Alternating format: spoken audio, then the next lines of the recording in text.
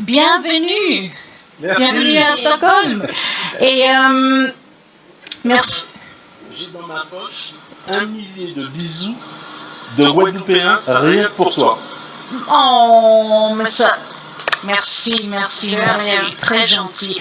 Et j'ai entendu que vous êtes ici directement pour l'aéroport. Oui. Et vous, Isabelle, vous perdu votre bagage? Pas de bagage, pas de tenue. Il faut réagir. Hein, Oui, c'est très belle. Voilà, mais merci. Et merci pour... nous sommes heureux que vous êtes ici. Et je essayais de faire cette interview en français. Alors, parlez-nous brièvement de votre parcours et aussi votre parcours dans Network Marketing. Jean-Michel. Alors, notre parcours, il est un petit peu à l'image de ce que Isabelle est en train de vivre. C'est-à-dire que lorsqu'on se lance dans les affaires ou dans le marketing de réseau, on doit être préparé à rencontrer des obstacles, des difficultés, des résistances. Et donc moi, ça va faire maintenant 21 ans que j'ai commencé le marketing de réseau, j'avais 19 ans. Et donc j'ai été séduit par cette industrie et c'est à cette époque que j'ai rencontré Patrice et Isabelle. Donc ça va faire maintenant 21 ans qu'on travaille ensemble. Et oui, ça a été beaucoup d'épreuves, beaucoup d'obstacles, des fois des déceptions, mais beaucoup d'apprentissage. On apprend énormément de nos expériences. J'avais entendu une phrase qui dit que soit on gagne, soit on apprend, et c'est exactement cela. Apprendre de nos expériences pour à chaque fois être un petit peu meilleur qu'hier et moins que demain. On est vraiment dans cette phase où on doit rencontrer des personnes, travailler avec des gens, et ça c'est ce qui fait pour moi de ce métier le plus beau métier du monde. Oui. C'est vrai. Et Isabelle, c'est la même pour vous? En fait, moi je viens d'un autre milieu parce que je travaillais, j'avais une carrière, je dirais toute tracée, j'étais ingénieur.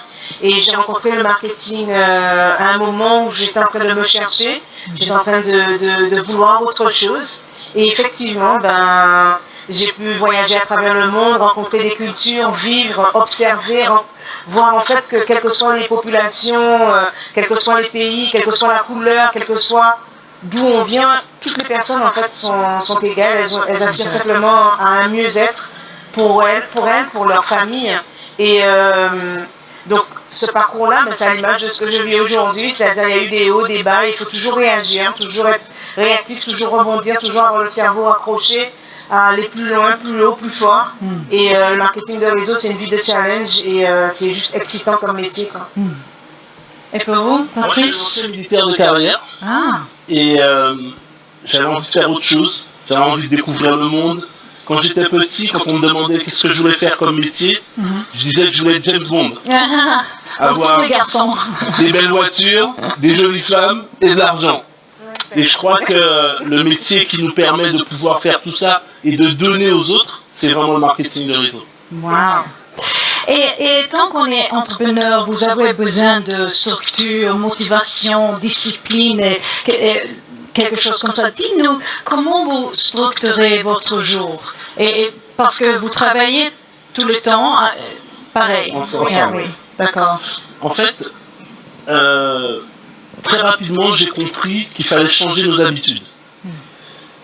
On ne se demande pas quand on marche, est-ce qu'il faut poser le talon ou la pointe des pieds, est-ce qu'on commence par la jambe droite ou la jambe gauche.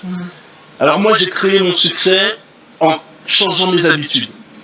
Quand on va se coucher dans son lit, on se couche toujours sur le même côté. C'est vrai.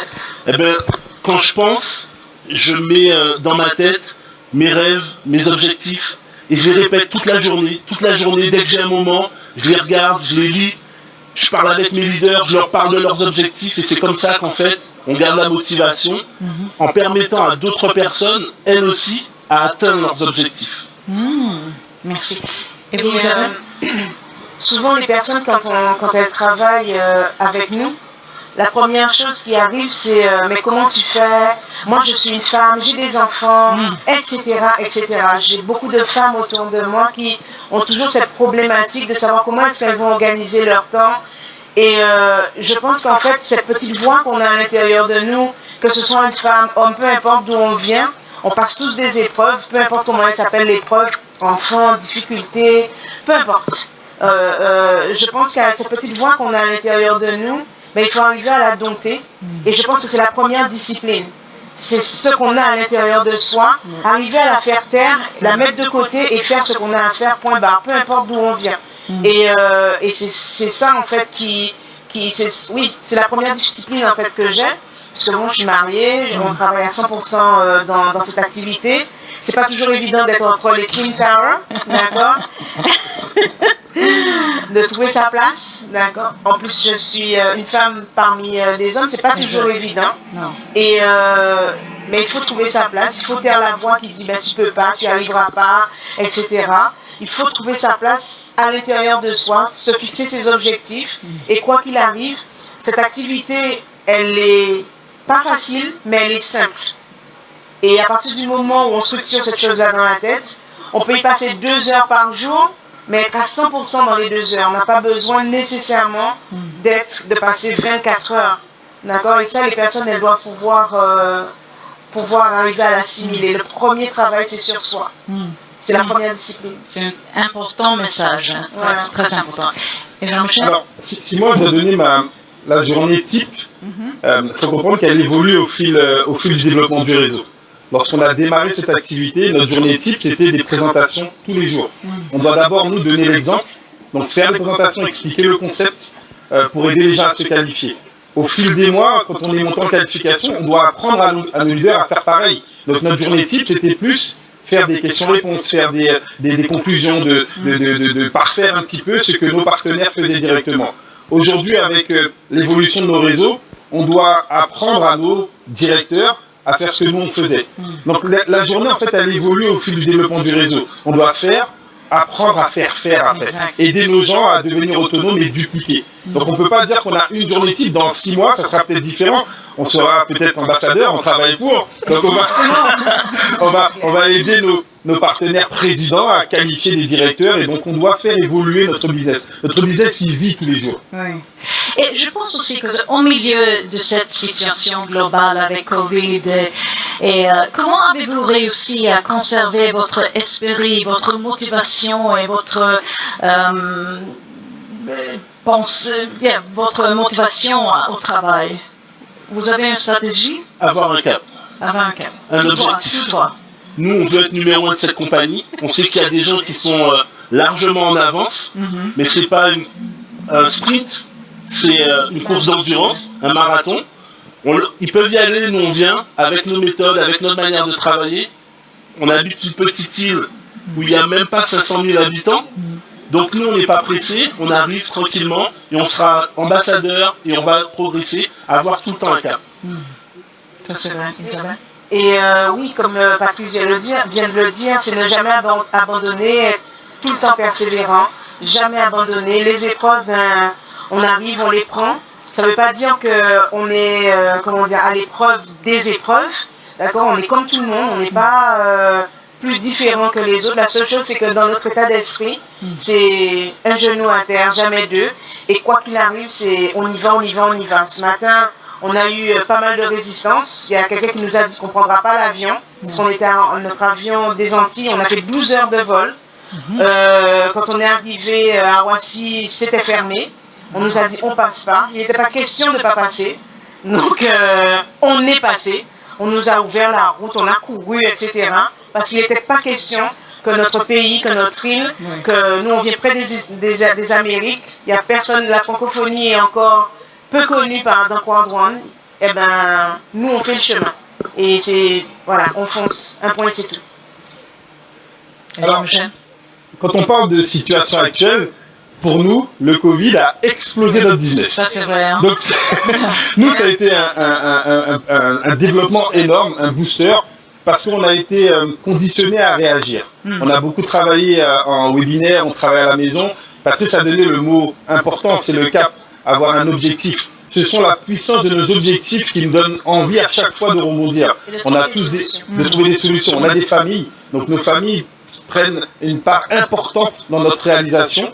Nos partenaires ont des familles et c'est pour ça, les objectifs, je pense que c'est le point le plus important. Si on ne sait pas où on va, il y a une phrase qui dit que si on ne sait pas sur quel port notre bateau va aller, ben aucun vent ne sera favorable. Donc si on a un objectif précis, là on va pouvoir utiliser tous les éléments pour nous permettre de nous réaliser. Donc cette période-là, pour nous, elle était exceptionnelle. Et la dernière question, dis-moi, la qualité le plus important à avoir en tant que leader et entrepreneur, dis-moi, c'est quoi? Pour moi, c'est la vision. Vision. J'entends souvent parler de vivre le moment présent. Mais pour moi, le présent, c'est déjà le passé. Je suis toujours en train de programmer dans ma tête le futur. Comment ça doit être. Je ne laisse pas la place à l'imprévu. Je l'imagine, je le pense détail par détail, comment je veux que ça soit. Et ça peut être que comme ça peut pas être autrement. Visualiser. Il y a des gens qui pensent que c'est un peu de magie ou que ça sert à rien. Mais je peux dire qu'aujourd'hui, si j'ai une femme merveilleuse comme celle-là, si on a le succès qu'on a, si j'ai des leaders, on a des leaders dans nos organisations, c'est qu'à chaque fois, avant même de les rencontrer, on les a déjà imaginés, comment on veut qu'ils soient, où on veut qu'ils soient, qu'est-ce qu'ils font, comment ils travaillent. Et après, ça se passe directement, la vision. La vision, the vision. Je pense que vous l'aurez compris, depuis tout à l'heure, je ne parle que de ça. Pour moi, c'est la persévérance. Pour moi, cette vie-là, c'est un parcours d'obstacles. Et les épreuves sont des obstacles. On doit passer l'obstacle, trouver des solutions, contourner, trouver une solution pour passer. Et ça fait 20 ans qu'on travaille, 21 ans qu'on travaille tous les trois ensemble, qu'on a appris à se connaître, à s'apprécier. Aujourd'hui, on n'est pas des amis, on n'est même pas des associés, on est une famille. Et ce qui nous caractérise tous les trois, c'est ça, c'est la persévérance, quoi qu'il arrive. Et chercher des solutions, pas pour nous, parce que c'est aussi l'essence de ce qui fait notre force. C'est que même si on vient d'une petite île, c'est pas les circonstances en fait qui font qui on est aujourd'hui, c'est ce qu'on a dans notre état d'esprit et l'équipe qui nous suit. Parce qu'on a vous nous voyez tous les trois, mais on représente l'Afrique, on représente la Caraïbe, on représente le Brésil qui est en train de naître, on représente beaucoup d'endroits. Notre métissage a fait qu'aujourd'hui on n'a aucune barrière. Donc tout d'un coup on a réduit la planète à une simple petite île. Exact. Et aujourd'hui, notre focus c'est juste la persévérance et on ne lâche rien en fait. Perseverance. Alors moi je vais emprunter une qualité à une de mes partenaires qui utilise ce mot, qui s'appelle Marie-Josée Médéric, elle est de la Guadeloupe, et elle parle de résilience. Resilience. La résilience, c'est cette capacité qu'on a effectivement à pouvoir rebondir après une résistance, après un échec, bien après un traumatisme. Et c'est exactement ce qu'on veut expliquer aux gens. Aujourd'hui, il y a 10, 20, 30, 100 raisons de pouvoir arrêter et abandonner le business. Il y a déjà plein de gens qui peut-être sont déjà dans cette phase de se dire « Ah, c'est difficile, la compagnie n'a pas fait ceci, la compagnie n'a pas fait cela, mon sponsor ne m'a pas aidé, mes filles ont abandonné. » Mais toi, qu'est-ce que toi tu décides de faire malgré les difficultés? Si d'autres réussissent, toi tu dois réussir. Donc pour moi, c'est l'une des qualités qu'un leader doit avoir, cette capacité à rebondir et rebondir plus haut après un échec ou bien après une résistance forte. Merci pour votre inspiration ce soir, cette journée, et merci beaucoup. Merci beaucoup. Bon voyage Merci. à la maison. Thank you so much to these three eminent leaders who talked about vision, persistency, and resilience. And before I continue with my next guest, let's check in with our talented graffiti painter, Adam, and see what he's come up with.